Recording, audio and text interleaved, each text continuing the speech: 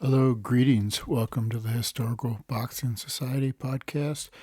Um, Today, I'm going to do one of the great ring battles. I was reading this match, and this article was just so fascinating that I decided I wanted to do a boxing video on it. And this is the match. So, this is going to be a lot of fun here. This is 1887.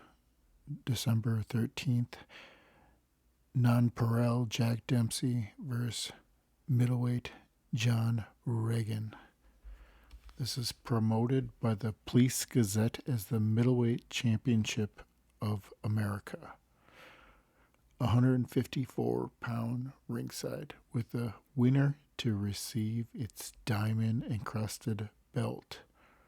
Rules were of the London prize ring and skin-tight gloves. Reagan and Dempsey fought in two locations, reached by tug on the shore of Long Island Sound. After 15 minutes of fighting, a rising tide at the site of the bout forced the spectators and fighters to move 25 miles away. Reagan's seconds tossed in the sponge eventually.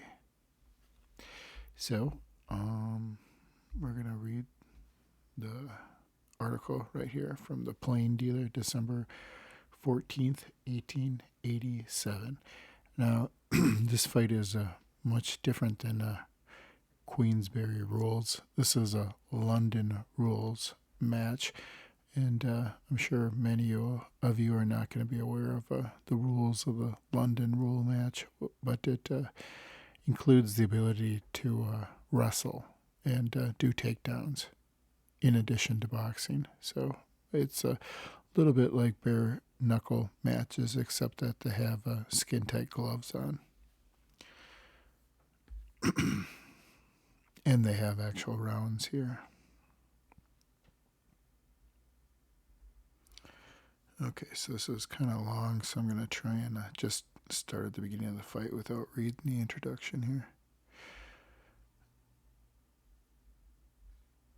Let's see, I guess maybe I'll read a little bit of it here. At 8:15, Reagan appeared walking from the boat to the ring. Having thrown his cap into the ring and jumped after it, Dempsey followed almost immediately on his heels, casting a square-topped ring.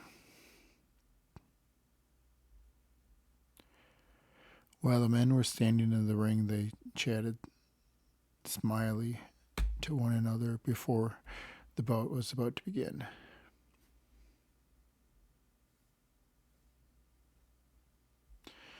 Okay, so the fight begins at 8:30 p.m. o'clock.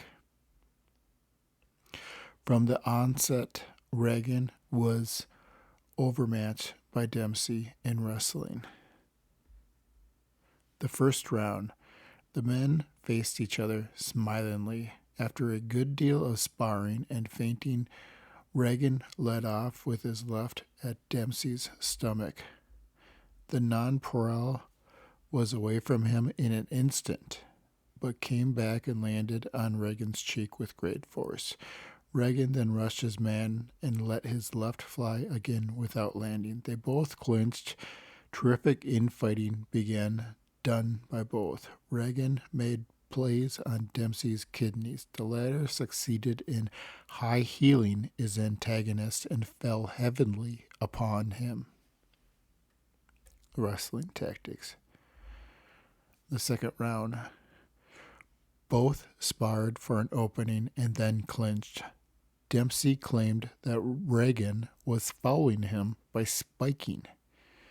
The referee at once cautioned Reagan against such practices. The round ended by Dempsey again backheeling and falling heavily on Reagan.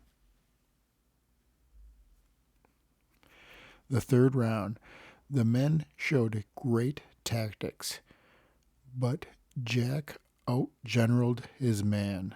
Reagan, in one of his rushes, may have accidentally spiked Dempsey in a terrible manner on his left leg. The bone could be seen. The cut was so deep. There was considerable wrangling.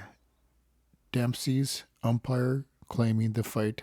The referee, however, overlooked it.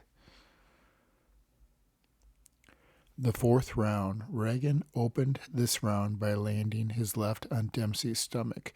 The men soon got to close quarters and infighting began the order and was indulged in fast and furious until the men clinched and Reagan threw Dempsey. A flooded ring to fight in. The fifth round, the tide, which was well above, began to flood. It began to creep into the ring, and Dempsey was compelled to move partially out of his corner. Still, the men fought desperately when once more Dempsey succeeded in backheeling Reagan and again fell heavily upon him. The sixth round. During this round, the blows were the hardest and most scientific during the fight. The water, which was still encroaching upon the ring, gave the contestants very much trouble. Both were exhausted. Reagan rushed at Dempsey again and again, and in the final clinch that followed, threw him heavily. The seventh round. As the men faced each other, Dempsey let go a wicked blow with his left, which Reagan barely escaped by ducking cleverly. By this time, the water was 2 or 3 inches deep all over the ring, but the men apparently fought all the harder.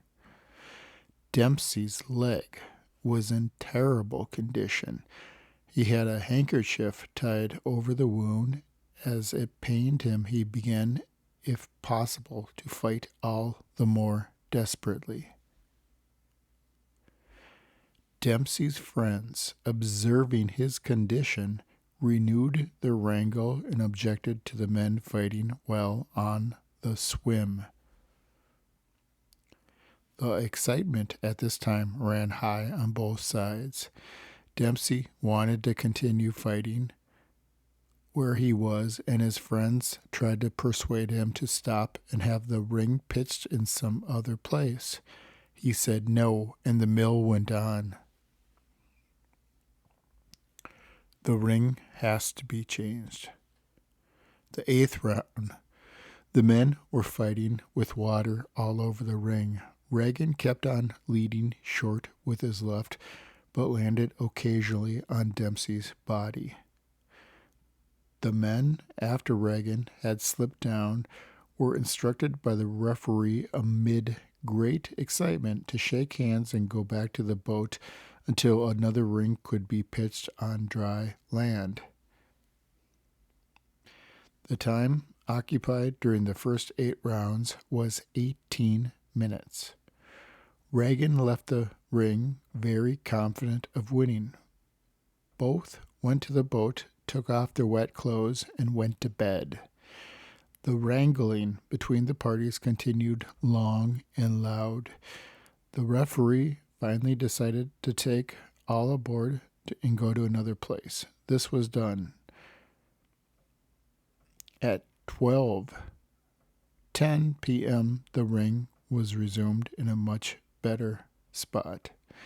So they started at 8:10, I think, and now it is 12:10. So they're 2 hours deep into the fight and going into the 9th round. The 9th round, this is at the new ring. I think it's still on a barge and in a different location.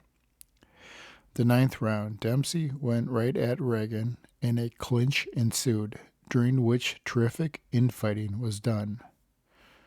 The round ended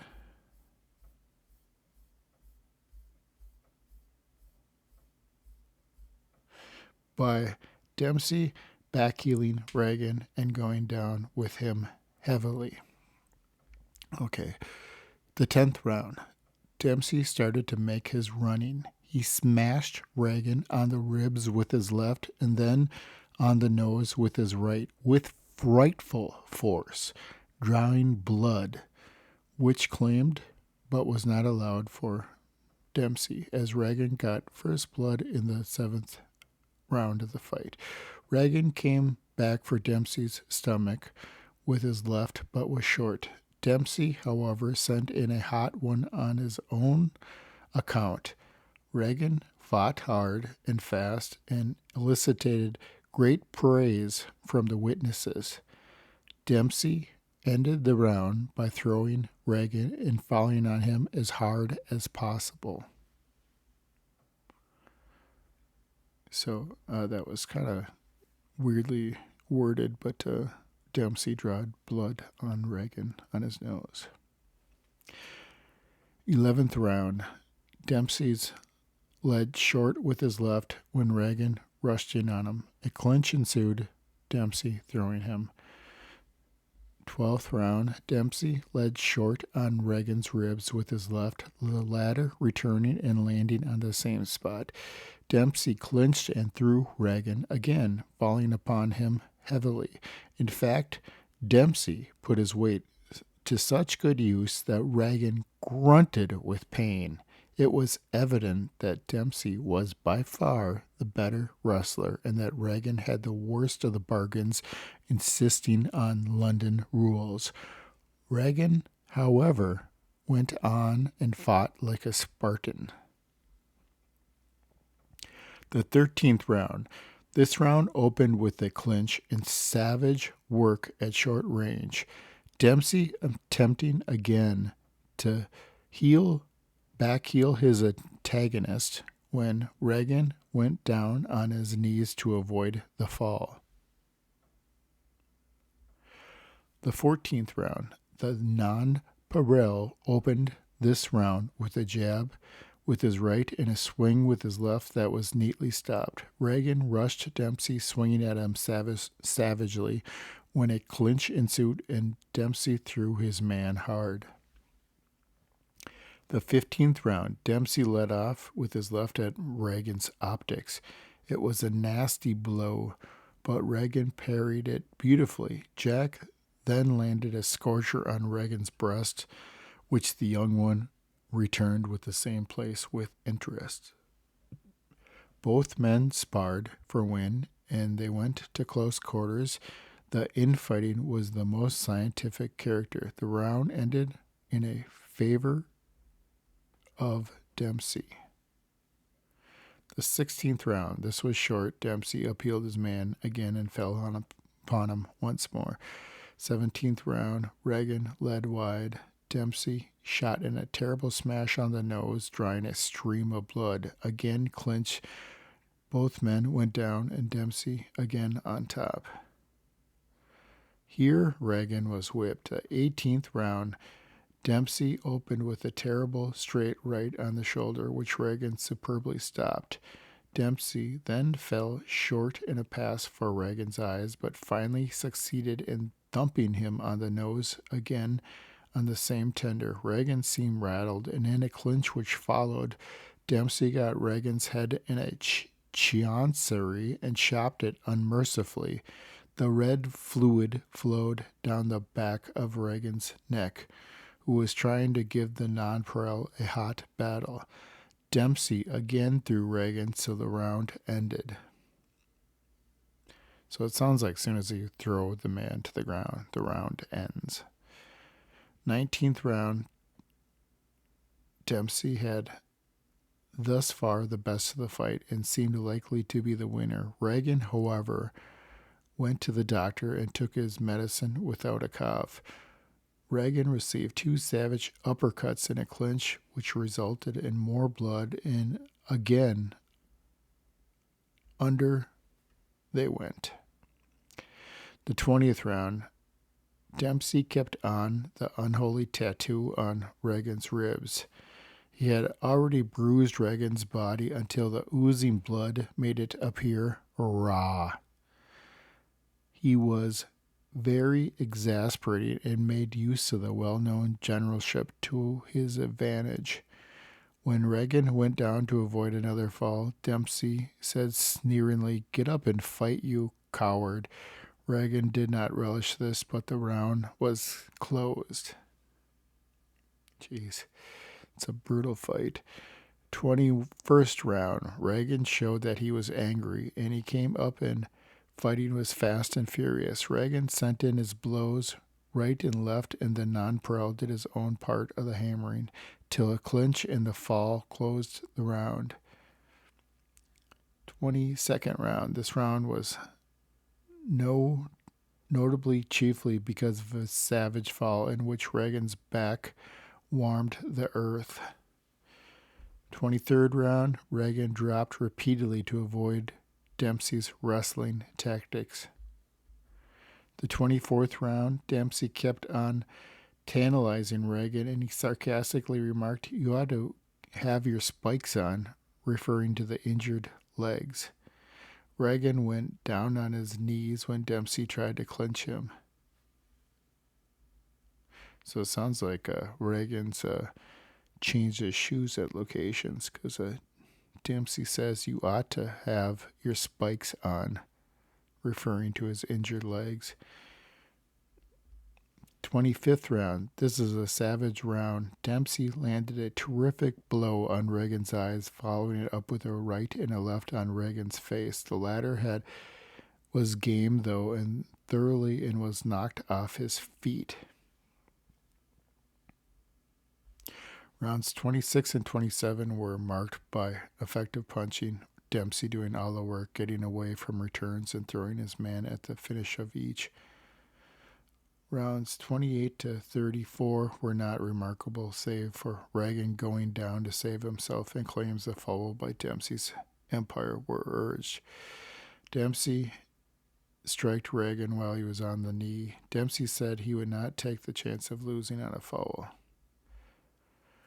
Reagan made good rally, rushing Dempsey into his corner, but the shouting was added to the rushing contestants of great interest, Dempsey taking his time to do his man.